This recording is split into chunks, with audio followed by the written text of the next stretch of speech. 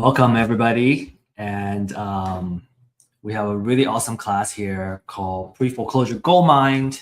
First of all, I want to welcome you and also congratulate you for joining us to learn about this topic, right? How do we find the gold? How do we dig the gold in pre-foreclosures? And, maybe some of you are wondering, what does pre-foreclosure even mean? We're going to answer all that. And we also we update our content on a regular basis periodically. And what we have added now is some recent case studies, which I thought is going to add a lot of illustration, right, to kind of show how exactly a deal gets done, along with some illustration of the concepts. And we hope you enjoy it too. So now, without further ado, let's get started. We have quite a lot of content to go over today. So talking about pre-foreclosure, we need to understand foreclosure auctions. So at foreclosure auctions, depending on where you are, it could happen every month, or it could be every week as well, depending on what state you're in. And it allows the bank or tax authorities to auction off properties that are late on payment. And this is, a great place to get deals. You get 50 to 75% off of the market price. We personally know folks that are buying houses at 35 cents to $1, and it's a really, really good deal. If you haven't been to a live auction, I highly encourage you to join one and experience it yourself. It is a big event and a true sight to be seen. And depending on how your county organizes it, some could be online. If it's in person, I think it's a better experience. There could be multiple trustees kind of auctioning off these houses at the same time, so it's kind of like a circus. And things can be pretty chaotic too. And so now, if you are serious about bidding at these auctions, we have a class on foreclosure and the top 10 tips on what you need to know in order to win these bids. And in this case, if you are interested in bidding on the property, you have to find a trustee and make sure you don't miss it when the trustee is auctioning off the property. Now, also, if you are participating in these auctions, you have to be ready to pay on the spot to when you win the bid. And what you need to do is to have a whole bunch of cashier's checks. You kind of need to have that capital in place in order to bid at the foreclosure auctions. It could be a little bit more capital intensive for beginners. And I have a video I'm going to show here just kind of show you what a live auction looks like. And excuse the audio, the low audio volume. Okay, so that's all I had. Now, what was happening is that the lady was announcing a disclaimer before the auction starts. It was loud and it was hard to hear. And people usually come prepared. You kind of see folks either with their laptop or printed out a big spreadsheet. They already did all their homework before they come to the auction. And they already know which property they're going to bid on. And this auction happens at different locations in that kind of area. And so you kind of need to know where to go, where the trustee is, and kind of go to them when it's time to bid. So there are some drawbacks with trying to win a house at foreclosure auction. One is the level of competition, right? You see a crowd of people, and usually that is the case, right? Because who doesn't want to buy a house at 50 cents to $1, 35 cents to $1? You need to be prepared to come with cash or cashier's check. And like I said, it's a little more capital intensive to for starters to bid at a foreclosure auction. And also you have to buy the house sight unseen.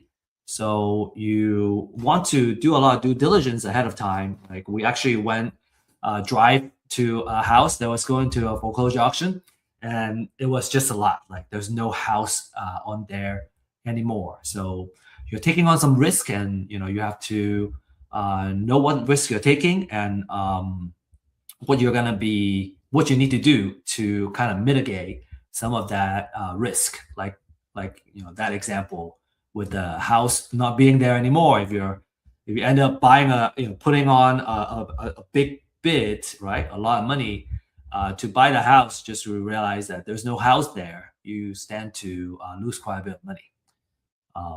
So just be very mindful, right? And if you find the rehab budget is not what you anticipated, let's say the house is there and it was a big rehab budget, it would be too late to back out of the deal. Okay. So for those reasons, we also like the pre-foreclosures.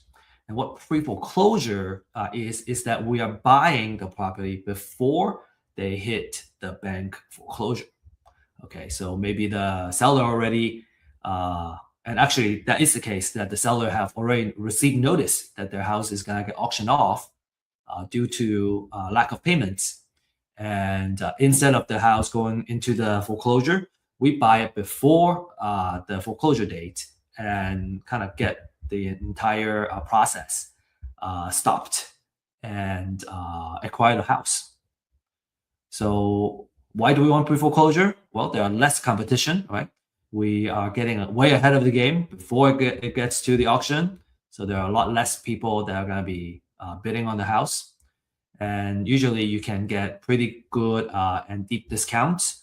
Now I say that with a caveat. There are some houses where, even if there's a lot of equity, there is enough discount that we can offer to acquire that. Maybe there are some houses that don't have a lot of equity, and so we'll need a different kind of deal structure to purchase it. But that's also a very lucrative deal structure too. It's called subject to. We will talk about how to do that in a more focused class, right? How to structure a deal like that. It's a little more complex, and actually we have a class that we already created on how to structure these type of offers. But anyway, kind of just keep things a little more straightforward, right? You can buy properties at a discount. The seller usually, they have this deadline with the foreclosure date coming up.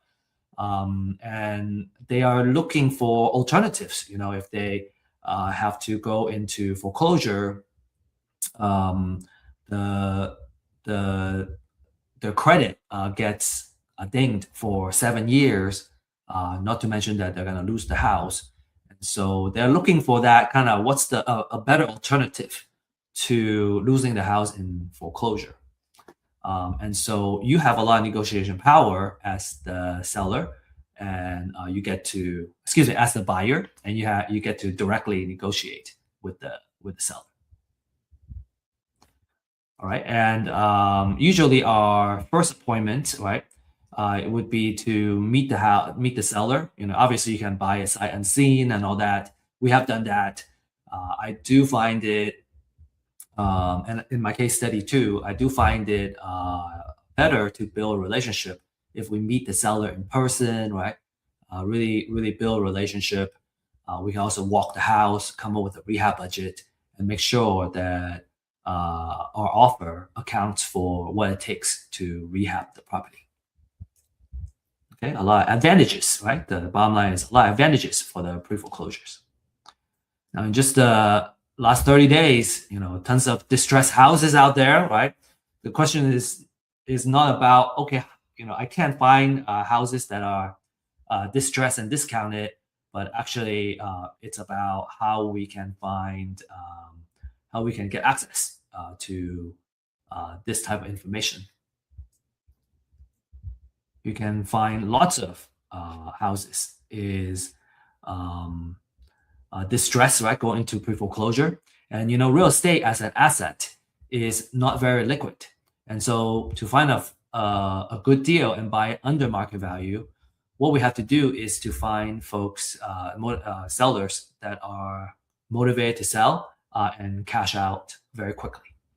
So these motivated sellers are, because they have so many other problems in their lives, they're not as price sensitive as a retail seller. And that means you have a lot of negotiating power and you can buy the property at a really good price. And in terms of the distress, right? If we just focus on the pre-foreclosures, almost 9,000 of those distress houses are pre-foreclosures. And pre-foreclosures is one of those cases where the seller, right, really needs to sell. They have that deadline on the foreclosure auction date, and it could be in the coming month or the next week. So they're very motivated to sell and kind of minimize the loss. A lot of our investors have made a fortune by really focusing on these pre-foreclosure leads. And this is because there are plenty of these, right? And there are plenty of these every single month that come up. And so with these opportunities, you can also, get your hand on the gold mine, right? The question is, how do we do it? How do we, find these houses and how do we handle them? And we're going to go over that. Okay, so a couple of success stories that we will share here from some of our clients, right? This one is a $46,000 profit. We got another one, 85,000, and another one almost 89,000.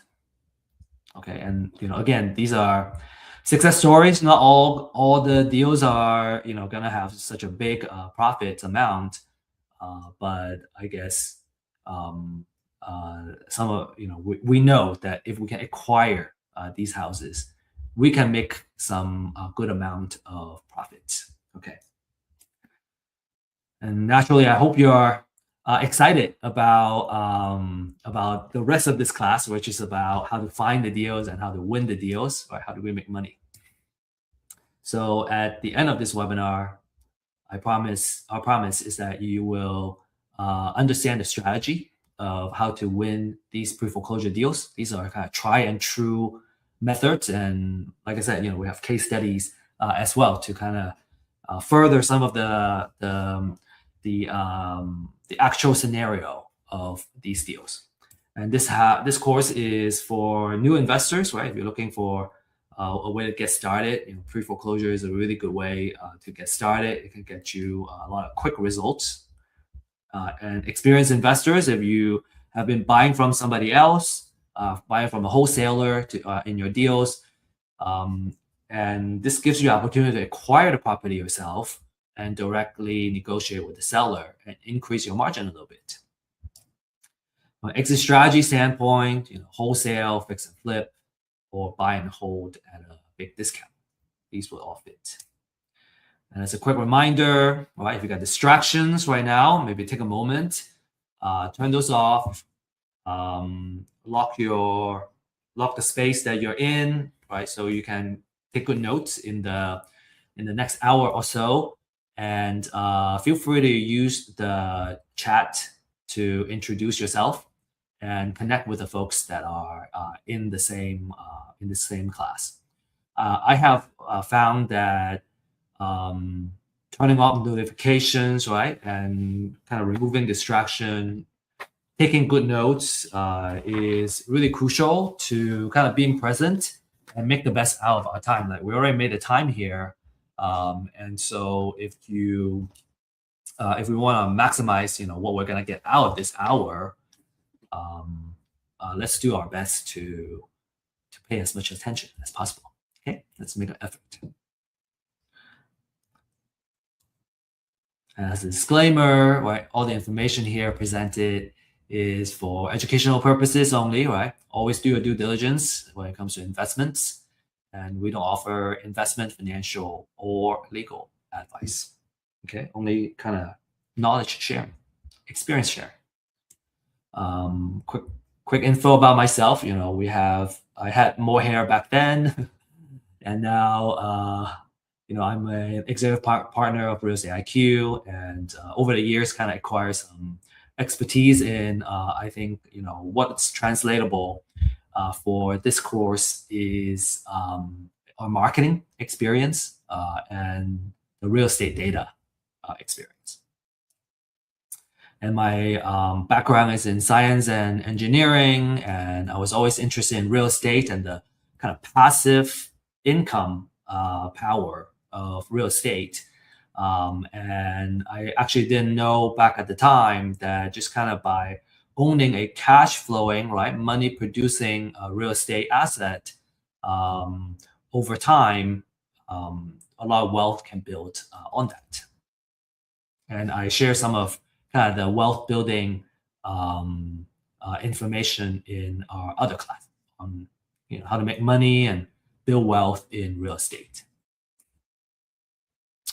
The struggle I had, and I still see it today, is that it was difficult to find the right knowledge, right? In how do we do real estate deals? It's a very niche type of knowledge. It was hard to get good information and good technology to help us do it. And then it was also hard to connect with mentors and fellow entrepreneurs, because I think when it comes to doing deals, every case is different. And so I always find myself having tons and tons of questions when we're just getting started. And so that was also a struggle. So that's why we established Real Estate IQ to solve these pain points, right? We offer webinars and classes. We also offer office hours to just kind of give everybody access on the information and also the support we need to do the deals. We have shared the deal finding data. We call it distress seller data. And that's very, very important when it comes to marketing. Or how do we get started? Like we need to start with the deals first. And so these are kind of exclusive type of distress seller leads that we can access and reach out to the owners and kind of generate our leads. And then we also offer a community of experts. Over the years, we have connected with a lot of coaches and mentors that can walk us through how to do deals along the way. So with all that said, let's really dive into the pre-foreclosure and how to do it. Now, the first thing we want to learn and understand is the foreclosure process, right? How does it work? This is going to give us the context that we need to understand when's the right time to do the outreach and all that stuff. So if we understand the foreclosure process, a lot of times we can also add a lot of value to these distressed homeowners, because they are very stressed, right? About, oh man, my house is gonna go into foreclosure. What am I gonna do? Well, this is the process. The typical process is that the borrower, right? Borrower is typically the same person as the homeowner, and they have more than 120 days of delinquent payments. And when that happens, so about 4 months, right? So when that happens, the lender will all order the trustee to send a letter of demand. And when that letter of demand is sent, the borrower has at least 30 days to pay back the delinquent payments. Or a notice of default and an intention to accelerate will get filed. After that 30 days, or after that curing period expires, the lender will file a notice of sale with the county, and this will happen at least 21 days before the next auction. So, as an example, if the notice of sale is filed today, it won't go into next month's foreclosure auction because it's less than 21 days, but it would be happening in the month after. So at least 21 days before the next auction. And then the property gets auctioned at the courthouse steps, between 10 a.m. to 4 p.m. It could also be online, like I said earlier. And so it will either sold to the highest bidder, or it would go back to the lender or the bank and become an REO. REO stands for real estate owned or bank owned property. Now, that's kind of the main process. A couple of key notes that we should also understand is that, let's say the auction has happened and the house has gone back to the bank or to the highest bidder. If the lender didn't recoup all the money that was on that mortgage, then the lender can still go after the borrower.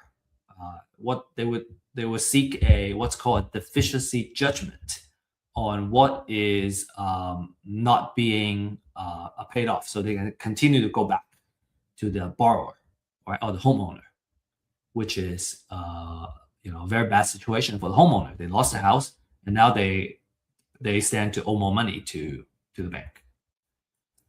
The foreclosure auction would wipe out all the second liens, right, all the junior liens, but it doesn't eliminate debt. So all those junior lien holders can go after the borrower as well. And then there's federal tax, right, state tax, and other local tax liens. They will survive. And for those that have, let's say they won the bid, they still need to pay for those liens. So a lot of times, for those that are bidding at the auction, part of the due diligence that they do, aside from making sure the house is still there, is to make sure that they do the lien search, right? Do the lien research and make sure that no other liens are on there. That's a clear title. Otherwise, they win the bank lien, right? The lender lien, the mortgage lien, but they still owe other taxes. And you can still, not to say that, like, let's say it owes some tax liens, it may still be a good deal. I would just kind of subtract it from the highest bidding price that we bid on. So kind of the idea is, always do good title research. Okay, so that's kind of the aside, right, on the foreclosure process and some facts about the foreclosures. Okay, so next, let's talk about what properties are going to the foreclosure. Okay, so that's a really important topic. The one thing that you can always do is get a list, right? You can purchase a list, and there's a pre-foreclosure list. These are about to be foreclosed, and market price $200 to $300 a month. A lot of investors really love this list because these distressed sellers are in a very desperate situation. Right? They need to sell fast, and for the pre-foreclosures, you gotta reach these sellers, these owners, before they hit the auction, so you can directly negotiate with them. Through my experience, I find that there is different ways to work the deal, and so the sooner we reach them, the more time we will have to kind of work with them on how to structure a win-win deal, and it's just more advantageous if we can reach them quickly. Another kind of like a pre-foreclosure type of list is called the appointment of substitute trustee. So we have some savvy clients, and this is something that we created because of their request. And what this is, okay, short answer is that this is a list that's before it hits a pre-foreclosure list. And the process of it, right? Remember on the foreclosure process, we talk about the lender will ask a ask the trustee to file some paper, right? Letter of demand and all that. A lot of times, mortgage notes that are owned by a big institution, they don't come to any particular local county to foreclose any property, they would usually appoint a local trustee in that county to process all those paperwork for them. And so when that happens, they would need to first appoint or assign a substitute trustee first. And so by kind of mining this information, we can go, okay, well, a trustee is now being appointed or assigned. That means a lot of times the notice of sale is going to get filed very soon. So that's something that we can do research on and find it. We actually have a very popular class. It's called Secrets of Building an Endless Deal Flow, and kind of talks about how we can build a marketing campaign that builds trust and do outreach. And so having the appointment of substitute trustee kind of extends, our period of time to win trust and do marketing a little bit longer, and we can nurture these distressed sellers, right, as a marketer. Okay, you can find this information by Googling, right? County name, and go notice of sale. And then what you find, right? Every county is a little bit different, but this is what notice of sale looks like. There's a lot of information here. You get the person's name, and so on and so forth, the address and all that. And you can do further research on when the auction is and the amount owed and all that stuff. Now the amount owed is not public information, so the best we can do, right? So what do we mean by the amount owed? What that means is, well, we know how much the original mortgage note was, but a lot of times we don't know how much has been paid down. So because that's not public information, what we can do is to do some estimate to go, okay, well, if they have been paying down their mortgage over time, this is how much they owe now. And if we know also how much the house is worth, then the difference is the equity, what we call equity. And equity is important because if we want to kind of buy properties, at a steep discount, I usually want to focus on the houses that have already have a lot of equity. They don't owe a lot of money, but and the house is worth a lot. So in a more kind of distressed situation like this, the owner is willing to sell at a big discount just to kind of get out of this foreclosure situation. So what do we do, right? On the motivated seller list, you can find this notice of sale information. It's public information. Usually our advice is, you can do it yourself. I certainly have learned how to do it myself, but it's more important that not to save money, but to learn the process, right? Because it's actually fairly affordable to buy the list. For most people, I would recommend just kind of outsource that. Like, why would we spend many hours every day to kind of capture and mine this data, while our time is best spent in doing the outreach and talking to the seller, right? Data mining doesn't pay us anything.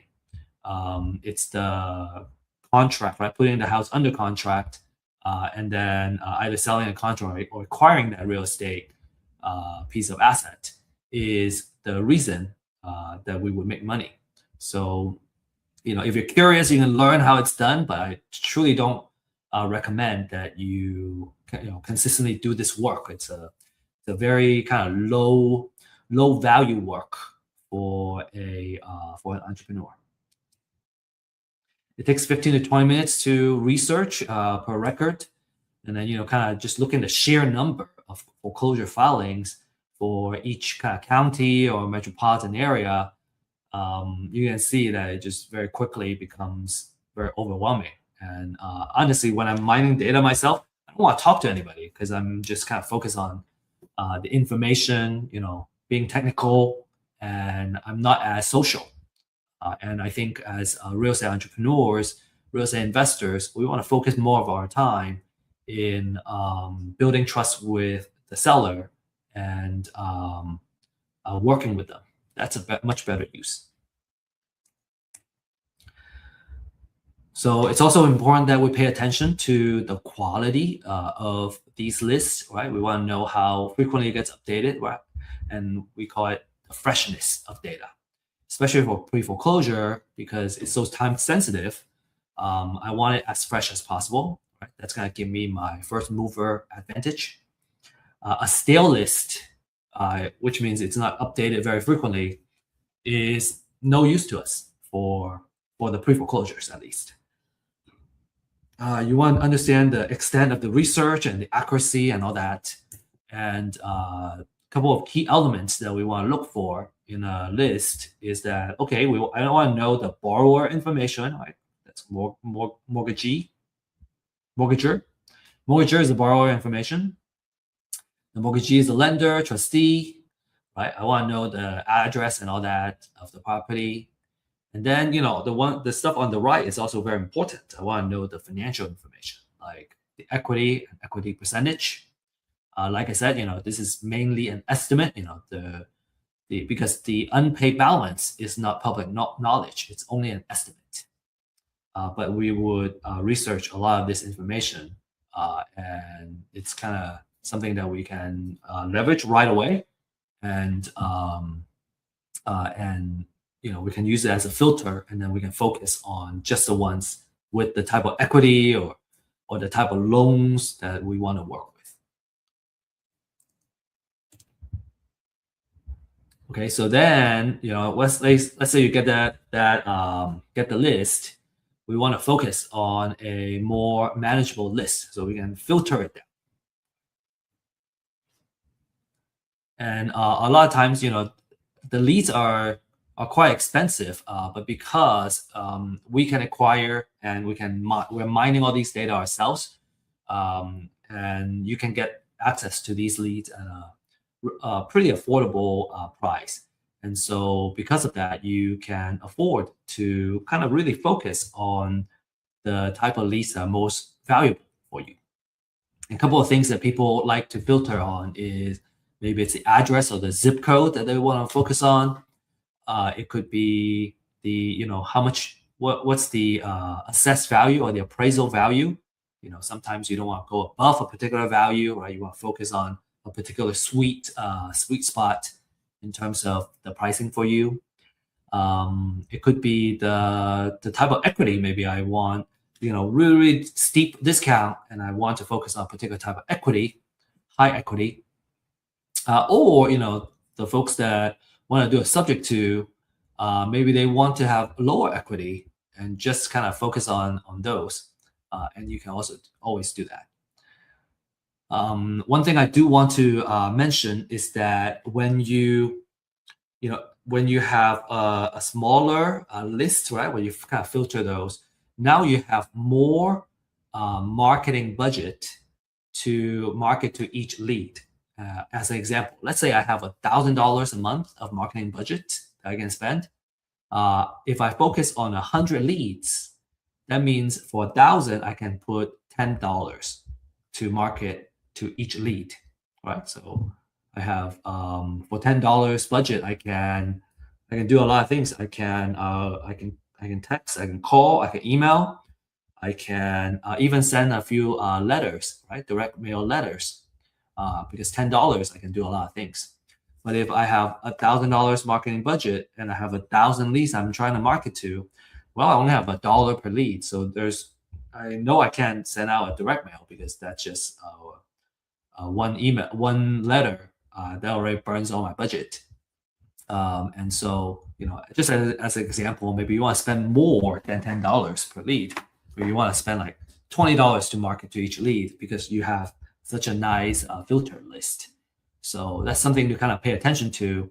And frankly, if I were to spend $20 per lead versus somebody that is spending $1 to market to a lead, I know I'm gonna win out because I'm gonna have much more ways to reach out to the same lead. Right? I hope that makes sense. Marketing is kind of, maybe to kind of make a comment coming back here is that when it comes to marketing budget, right? Marketing is kind of like a war, right? if I have more money to throw at something for a particular lead, I'm going to be more likely to win that lead than someone else that is spending a lot less than me. And so that's a comment I wanted to make. Okay, so let's talk about the marketing campaign, right? How, now we know who they are, right? We have a focus list.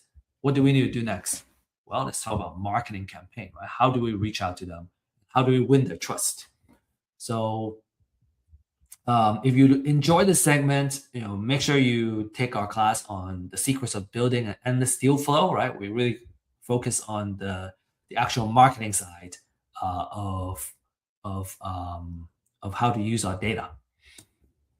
Okay, so one very common technique is called door knocking. So you show up at the door, you talk to them in person, and because you get that face-to-face time, you can build trust very quickly.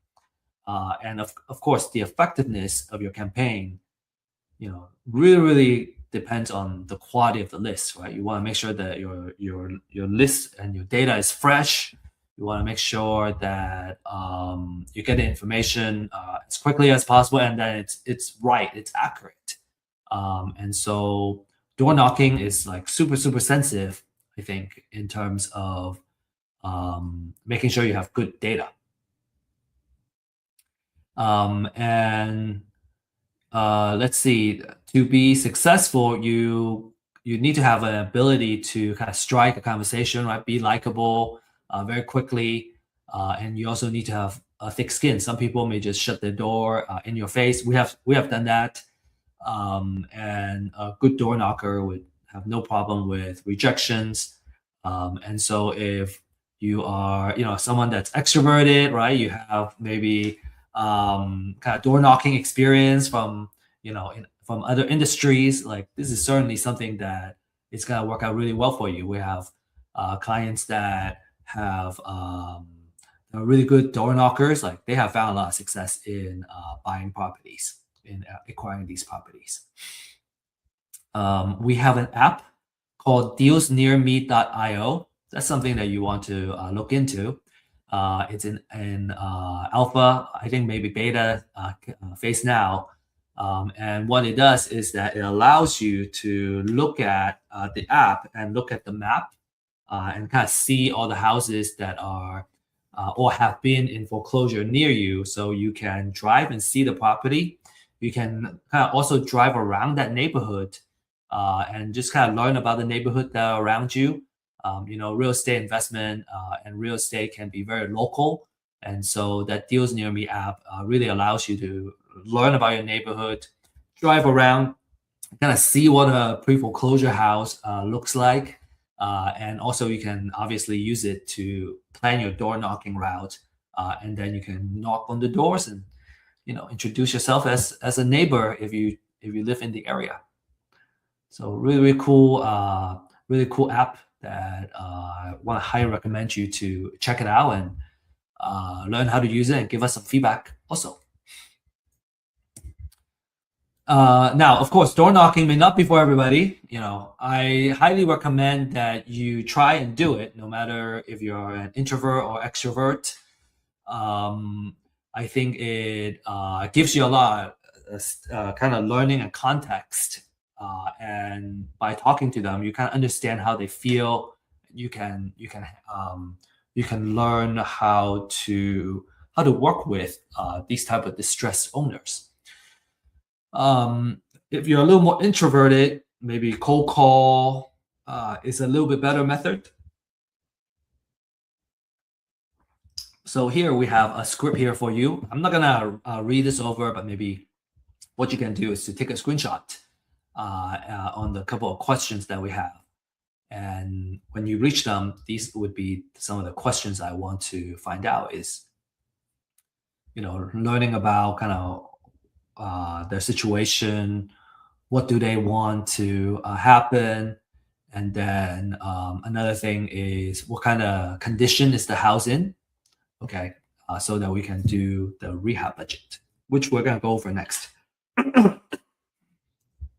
Okay, and then if you can reach them, here's a voicemail script that you can use.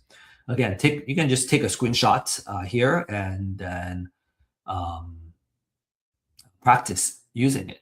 And then over time, you get so good, you don't need a script anymore. But in the beginning, you probably need a script to kind of get yourself familiar with what needs to be said and get some practice in. And I think my recommendation is that when you are just starting out, for example, just try to make, maybe making phone calls is not what you're used to. Well, just make one call a day.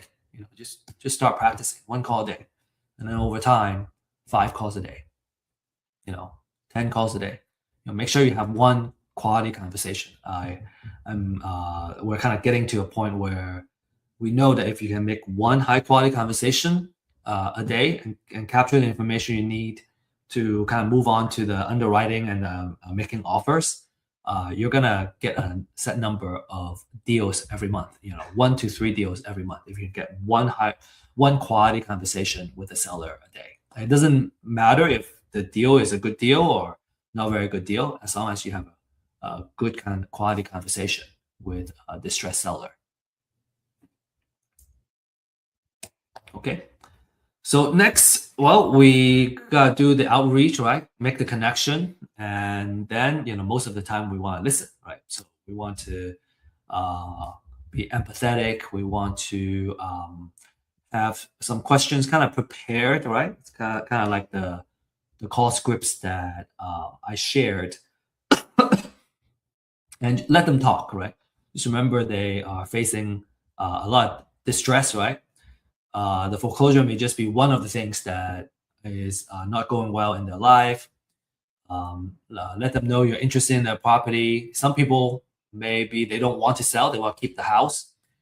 My approach is I help them work on solutions of keeping the house too. And if they don't want to sell, that's okay. At least I'm helping somebody.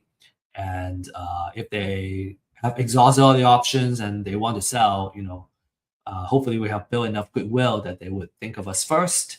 And obviously, if we're out there trying to help somebody, we also feel very good with continuing to do this, right? It kind of feeds our spirit and our soul. So what other things do I want to share here? I think it's important that when we can get in touch, is that we are able to capture the information, say the condition of the house and all that. Why are they selling? How much do they want? And why do they, what's the reason, that's the pricing that they're looking for. And then understanding the condition of the house. Now, of course, if you say you're door knocking, you can actually see the house and its condition right away. So you have a good idea of what that property looks like, what it takes to rehab the property. And if not, you may want to arrange a meeting so you can see the house. So next, I want to just talk a little bit about the funnel and how we set up our stages. Okay. So if I were to set up a CRM, this would be the 10 stages that I would set up. And this would be kind of the different steps of how we handle a lead, right? So at first we have a distressed seller leads, right? That would be, say, the real estate IQ leads I get. I know that they are distressed, but they're cold because they don't know me. They don't know what solutions are available. And, they don't want to do business with me yet. So that's stage number one. And then we'll do outreach, right? So we filter out the list. We'll do the outreach. Excuse me for the allergy. And after we do the outreach, we'll receive a response. Either they say yes or they say no, go away. We leave them alone if they say no. If they say yes, then we can schedule a phone appointment.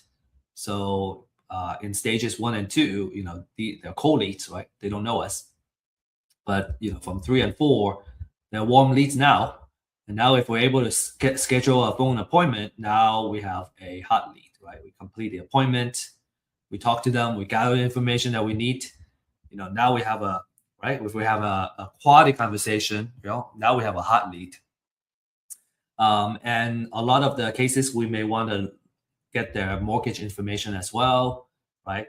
And then that will allow us to do all the underwriting that we need to make an offer. So stages 6 to 9, we put it here. We already got a lot of information. So these are the fire leads. Like they're, if we put in the right offer, right? If they trust us, if we do all the right things, we're gonna win the deal. And then stage 10 is the deal close. They sign the contract.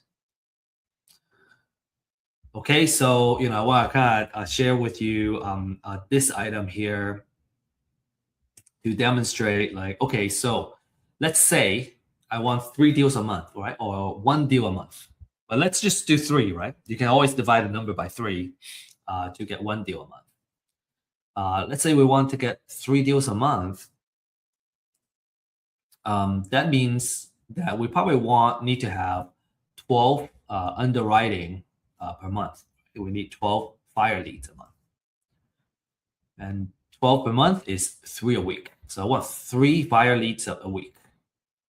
And in order to do that, it's likely that we'll need 6 conversations a week. So we have 6 conversations a week, right? Half of those, we would, get the information and get the mortgage information and all that and do underwriting. So 6 a week is really 1 a day. So if we just focus on having 1 quality conversation every single day, then we would have meet our goal. Now, if we're just starting out, obviously we can maybe go like, oh, well, I just need like one deal. I just need 1 deal. I don't need 1 a month. I just need 1 deal. Well, if it's 1 deal a month, I just need 2 conversations per week, or like 8 good conversations. Then I'm gonna be able to yield 1 deal. Okay, I hope that makes sense. All right, next we're gonna talk about the rehab budget. Okay, rehab budget is its own kind of beast, but there are ways to do that quickly. You can either do it yourself. The suggestion is that you become an expert through practice and find a mentor who can do that for you in the beginning. There are also some quick rule of thumbs that you can use. So if a house is in good shape, we just need some cosmetic. Sometimes if we do $15 per square feet, that's enough buffer to contain some contingencies. Okay, a lot of times what I notice is that when we do the general rule of thumb, we tend to have a little more buffer than kind of pricing each job. But we kind of do want to have some of that buffer just in case there is overrun.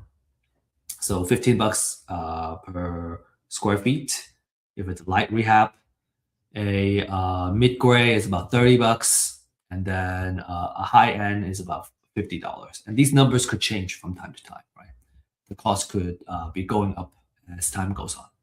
But those are the numbers that we would kind of use as a general rule of thumb. $15, $30, $50.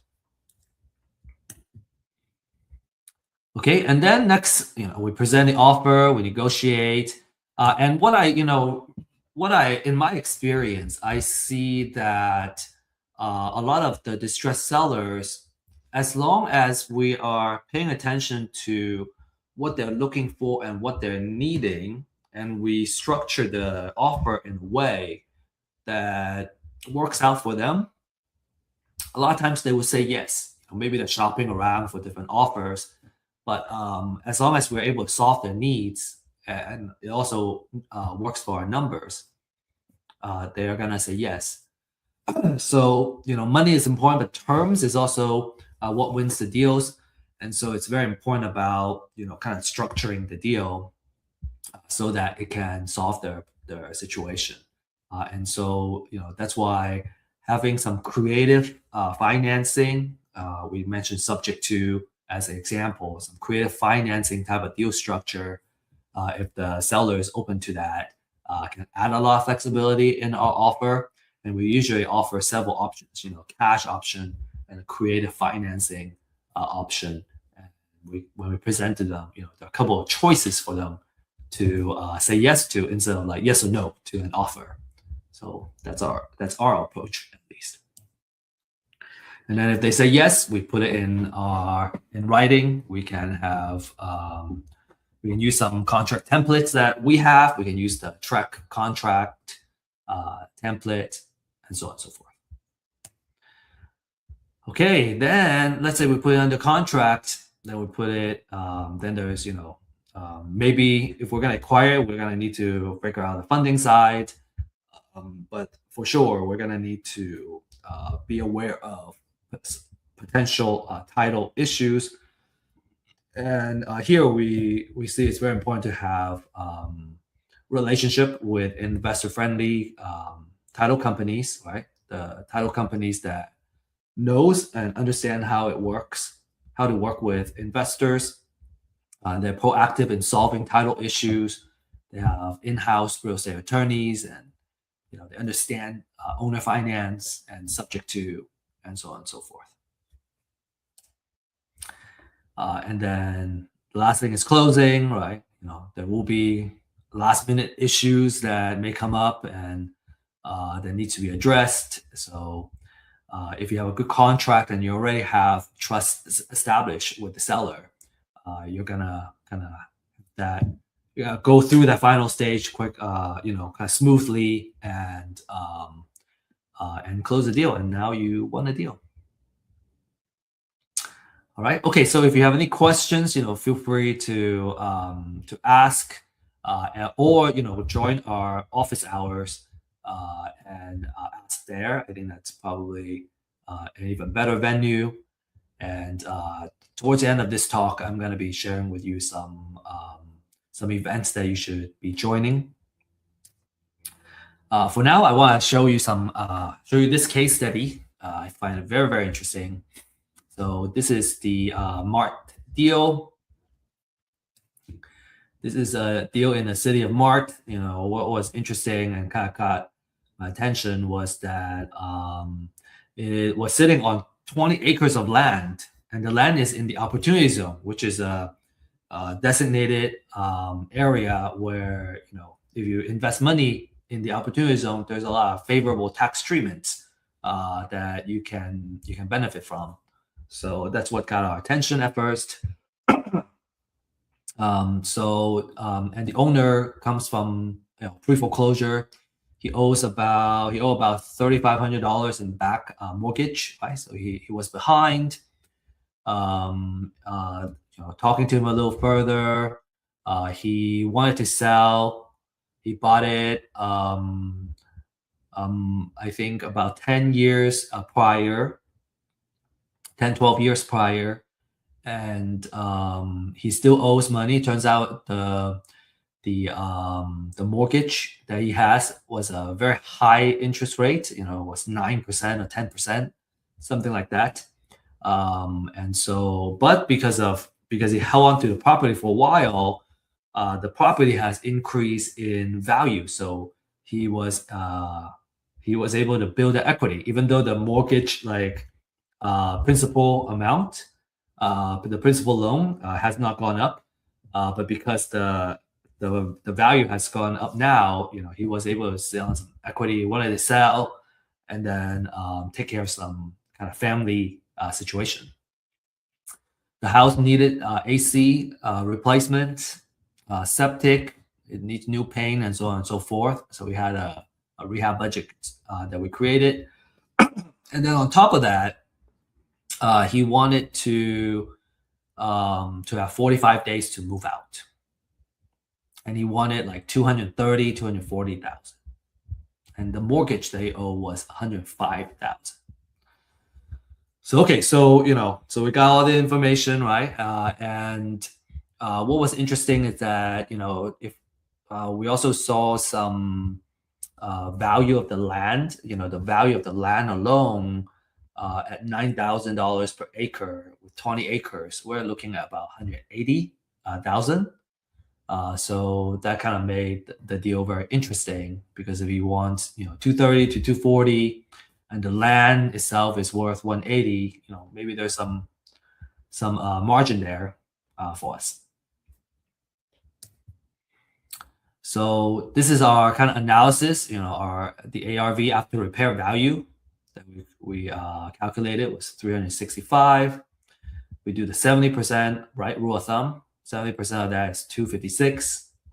The rehab, we estimated $30 per square feet, which is about 41,000. Subtracting that, we came back with 215. So close to his 230, but not quite. He ended up accepting the offer. So we acquired it. What are some dramas? Some drama was prior to closing. Well, number one is the closing date had to get delayed because we had to get financing, and the lender needed more time to complete the appraisal, everything. So closing got delayed.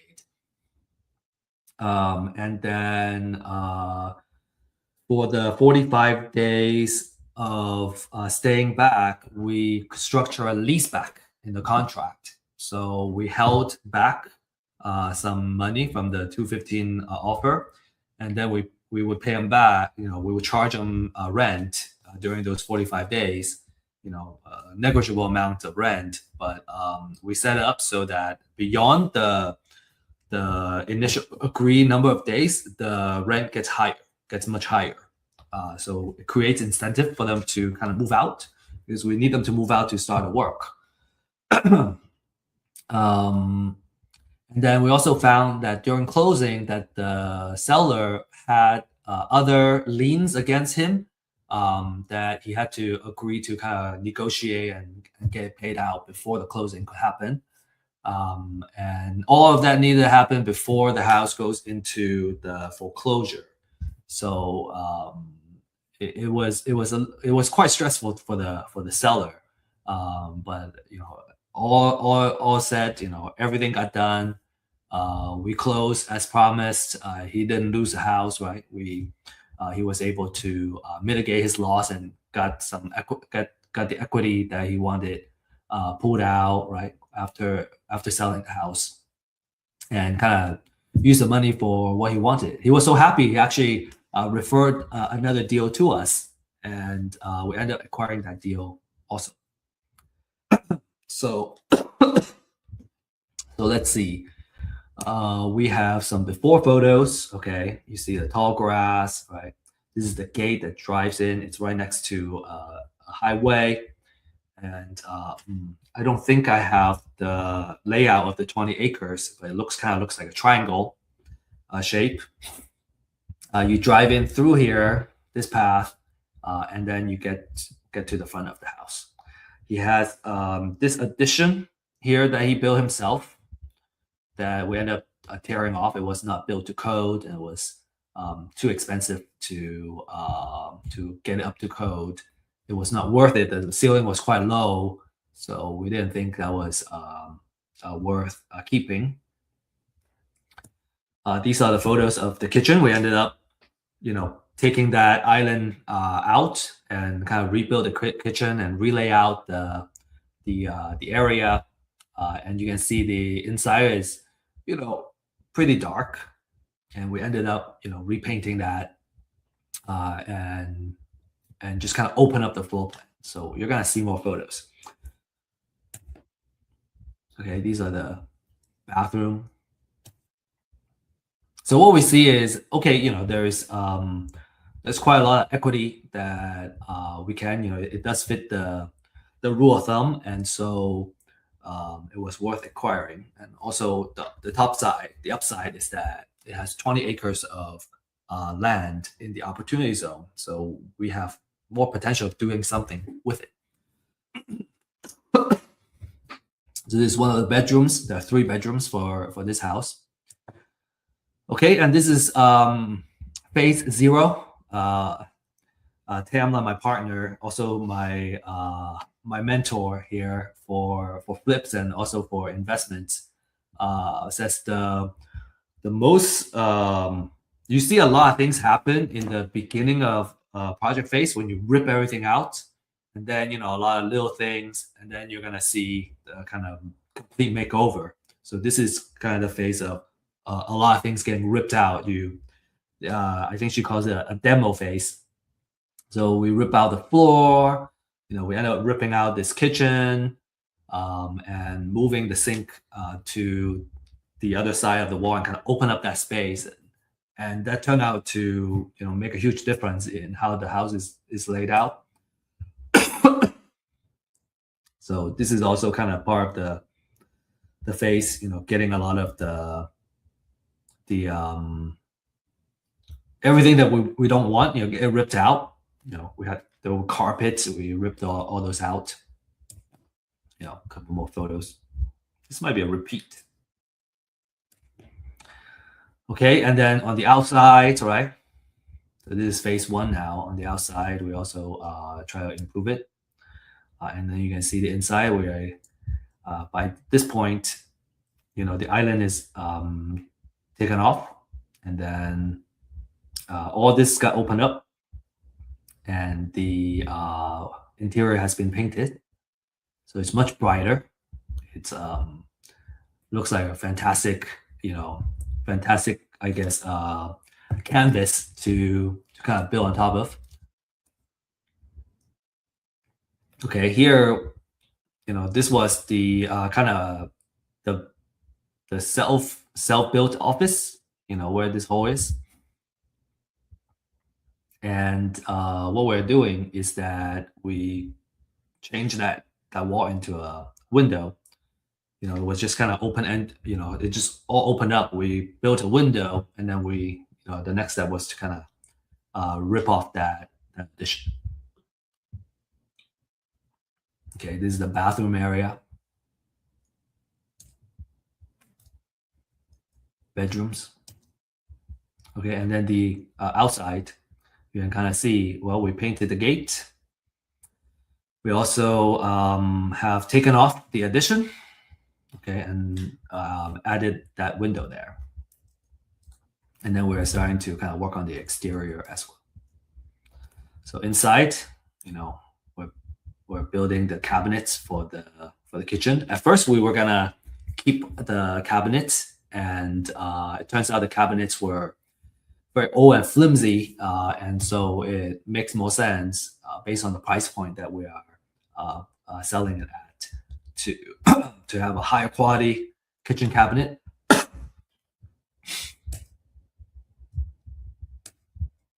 Okay, and then this is kind of the during phase of the bathroom. Okay, and it's kind of starting coming together. Okay, phase 3. We got the exterior painted now, right? The interior, the kitchen is got built. We put an island. Before it was kind of diagonal, which takes up quite a bit of the space. Here we're putting it kind of lines up, so it's more of a open field with the new layout of the island. Okay, and then here we got the countertop put up there. So the design of this space, and it kind of turned out really well. So now this is the kitchen almost built out. All right, and the exterior, it's already done. So, and then here we're putting the shelves on here. So it's looking really nice now, right? The kitchen, the bathroom, and it's very desirable now.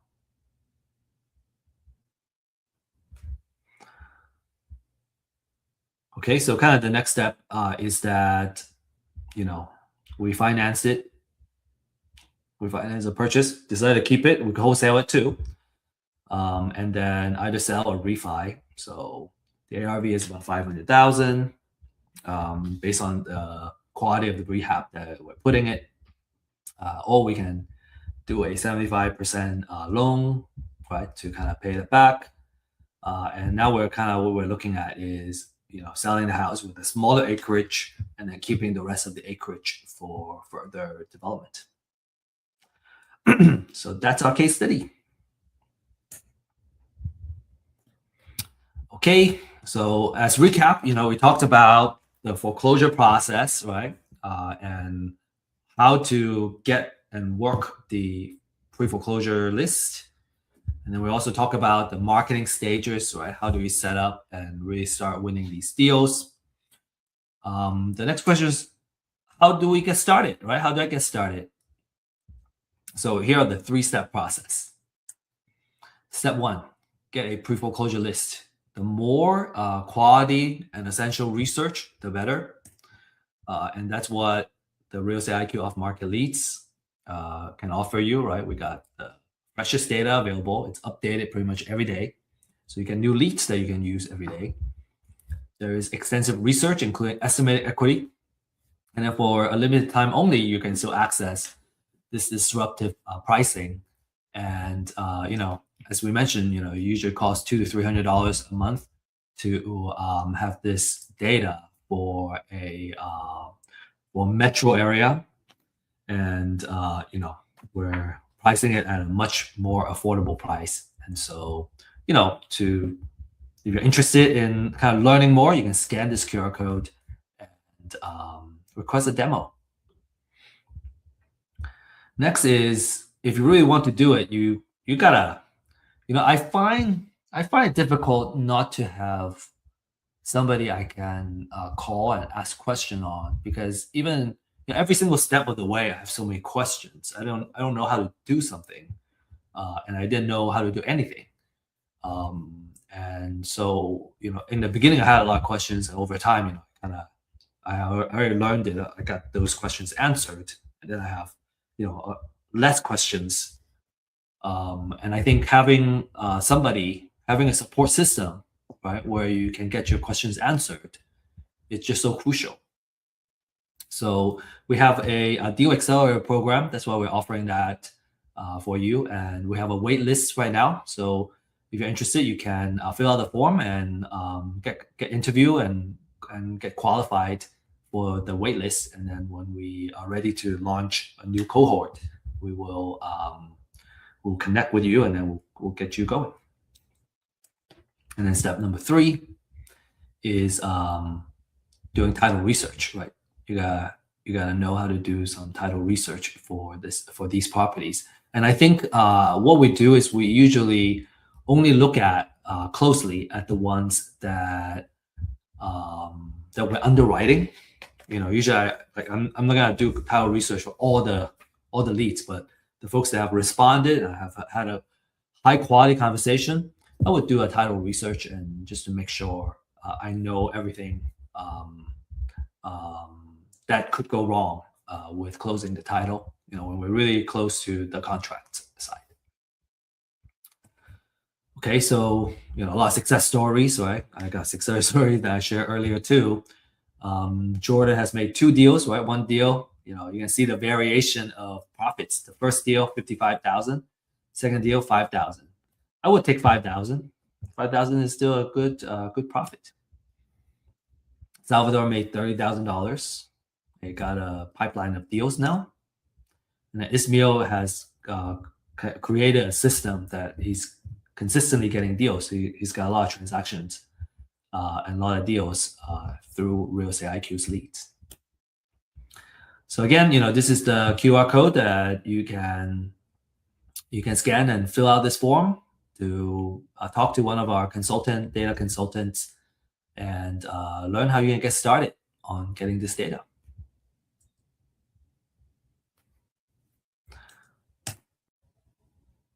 All right, the last thing I really want to invite you to is to join our live stream for deal makers. This is where we showcase real life case studies, right, on the deals that we are working on, in addition to the leads that we are working on too, the hot leads, right? How do we do underwriting? So every week we have a different case study that we will showcase, and it's through kind of looking at these cases that we can start learning how it gets done, right? And obviously where we can really learn how to do it ourselves is by doing it ourselves. So it's kind of through these type of case studies, right? We want to encourage everybody to start kind of acquiring the skill set to do these case studies or to analyze these deals.